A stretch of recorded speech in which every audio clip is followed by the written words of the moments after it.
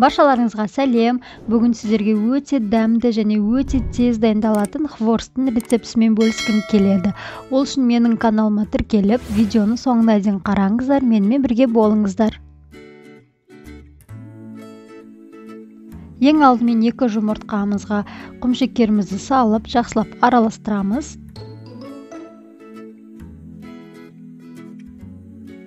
Оның үстіне ұн саламыз. Ұндарыңызды аз мөлшерден сала бастаңыздар, себебі өте қатты болып кетпегені дұрыс. Жұмсақтау етіп қамыр илейміз.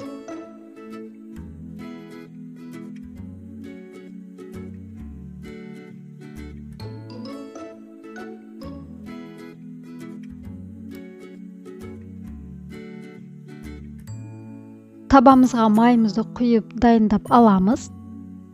Одан соң қамырымызды жұп-жұқа етіп жаятын боламыз.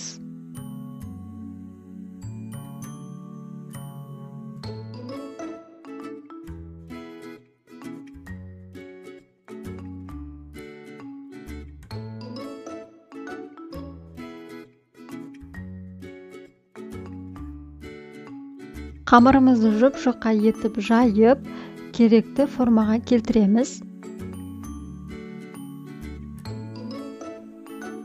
Видеодағыдай менікінде етіп турасаңыздар болады.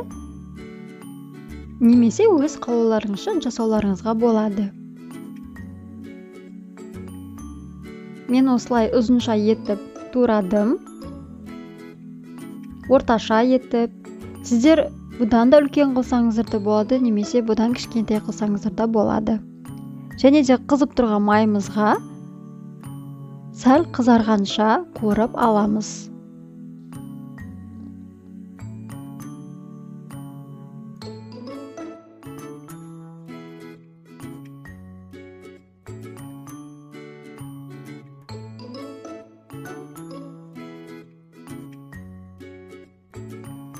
Мінекей достар, біздің хворсы дайын болып шықты.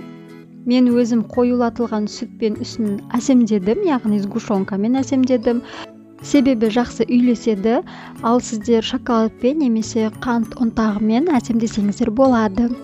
Менімен бірге болғандарыңызға рахмет, сіздерге ас болсын.